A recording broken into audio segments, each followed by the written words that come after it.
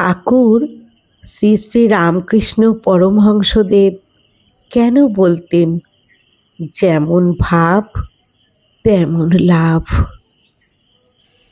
এই একটি বাণী আমাদের জীবন বদলে দিতে পারে।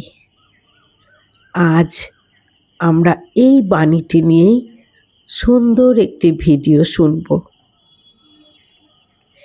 একই মন্দিরে দুজন মানুষ ঢুকলেন। একজন শুধু পাথরের মূর্তি দেখলেন, আর একজন সেখানে জীবন্ত মাকে অনুভব করলেন। একজন খালি হাতে ফিরলেন, আর একজন ফিরে এলেন চোখে জল, মনে শান্তি আর জীবনের নতুন আলো নিয়ে। কেন এমন হয়? ঈশ্বর কি কাউকে বেশি ভালোবাসেন? শ্রী রামকৃষ্ণদেব কেন বলতেন, যেমন ভাব তেমন লাভ? এই ছোট্ট বাক্যের মধ্যে লুকিয়ে আছে আধ্যাত্মিকতার এক বিশাল বিজ্ঞান। আজকের এই আলোচনা শুধুমাত্র ধর্ম নিয়ে নয়, এটি আমাদের মন, আমাদের পরিবার, আমাদের সুখ এবং ঈশ্বরকে পাওয়ার পথ নিয়ে। শ্রী শ্রী রামকৃষ্ণের প্রতিটি বাণী ছিল জীবনের অভিজ্ঞতা থেকে উঠে আসা সত্য। আর তার মধ্যে সবচেয়ে জনপ্রিয় বাণীগুলির একটি, যেমন ভাব তেমন লাভ। কিন্তু এই কথার প্রকৃত অর্থ কি? ভাব বলতে কি বোঝায়? অনেকেই ভাবেন ভাব মানেই আবেগ। আসলে তা নয়। শ্রী রামকৃষ্ণের ভাষায় ভাব মানে হৃদয়ের গভীর বিশ্বাস, ভালোবাসা, সম্পূর্ণ আত্মসমর্পণ। এবং যেভাবে তুমি ঈশ্বরকে অনুভব করো, তুমি যদি তাকে মা ভাবো, তিনি মা হয়েই ধরা দেন। তুমি যদি বন্ধু ভাবো, তিনি বন্ধুর মতো পাশে থাকেন। তুমি যদি সন্তান ভাবো, তিনি সন্তান রূপে আনন্দ দেন।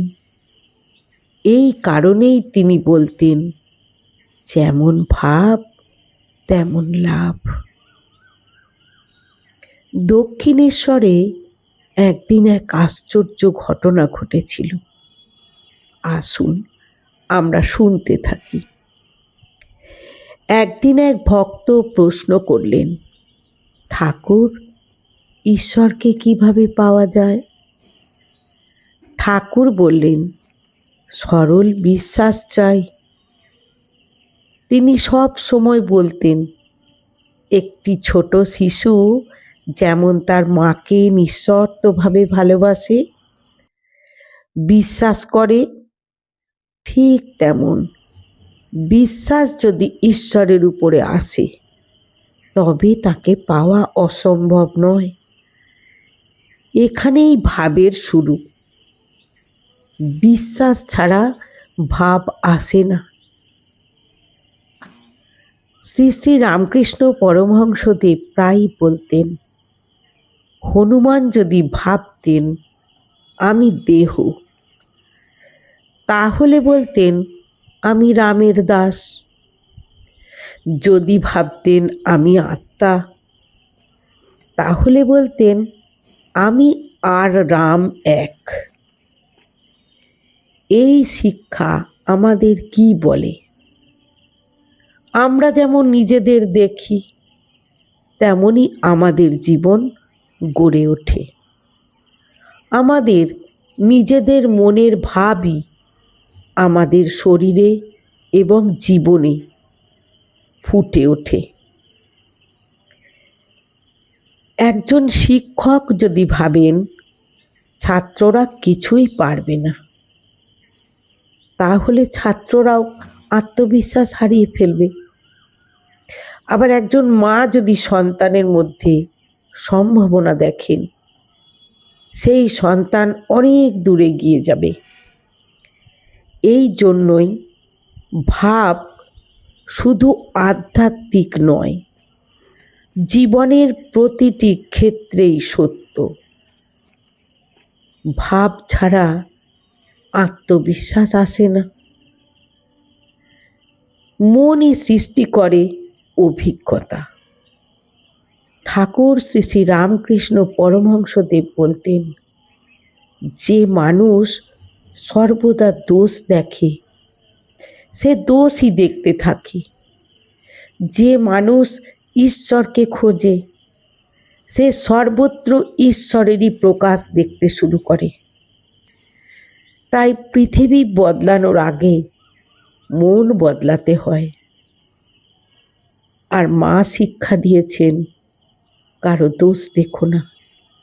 কেন কেন মা সারদা দেবী এই কথা বলতেন?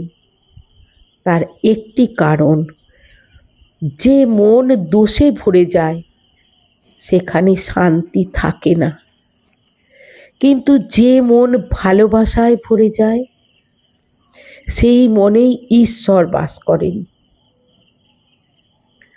আর স্বামী বিবেকানন্দ বলতেন, কখনো নিজেকে দুর্বল ভাববে না।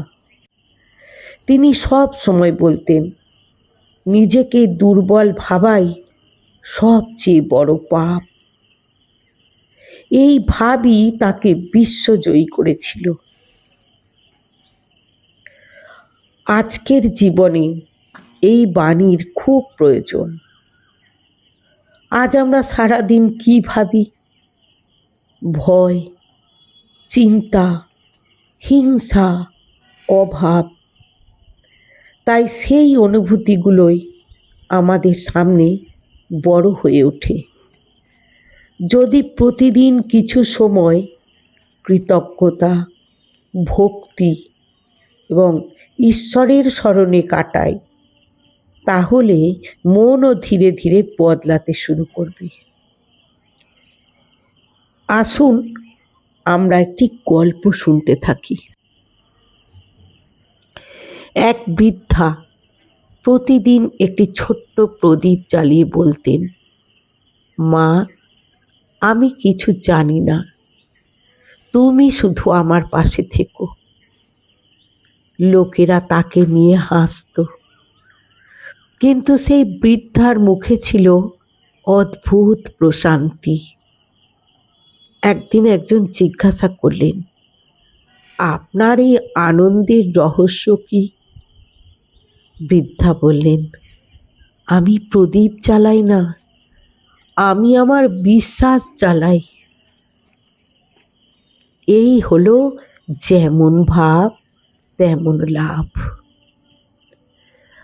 এই সুন্দর বাণীটির সঙ্গে আমাদের কি শিক্ষা হলো? আজ যদি আপনি পৃথিবীতে শত্রু ভাবেন, শত্রু দেখতে পাবেন। যদি নিজেকে অসহায় ভাবেন, অসহায় মনে হবে নিজের জীবনটাই। আর যদি বিশ্বাস করেন ঈশ্বর আমার সঙ্গে আছেন, তবে অন্ধকার পথেও আলো খুঁজে পাবেন। শ্রী শ্রী রামকৃষ্ণ পরমহংসদেবের এই ছোট্ট বাণী শুধু ধর্ম নয়, এটি জীবনের বিজ্ঞান। তাই আমরা চেষ্টা করব অভিযোগ কম, কৃতজ্ঞতা বেশি, ভয় কম, বিশ্বাস বেশি, আর দোষ কম, ভালোবাসা বেশি। আমাদের জীবন নিজেই বদলে যেতে শুরু করবে। কারণ যেমন ভাব তেমন লাভ। সুন্দর এই বাণীটির মধ্যে দিয়ে ঠাকুর আমাদের মনের ভাব আর লাভ এই দুটোকে বুঝিয়ে দিলেন। ভিডিওটি যদি আপনার হৃদয় ছুঁয়ে থাকে তাহলে একটি জয় ঠাকুর, জয় মা সারদা কমেন্টে লিখে জানান। আর এই অমূল্য বাণীর সুন্দর সুন্দর কথা, ঠাকুর মা সারদা দেবী এবং স্বামী বিবেকানন্দের বাণী, অজানা কাহিনী, এইসব নিয়ে আরও গভীর আলোচনা যদি শুনতে চান, এই চ্যানেলটিকে সাবস্ক্রাইব করে পাশে থাকুন।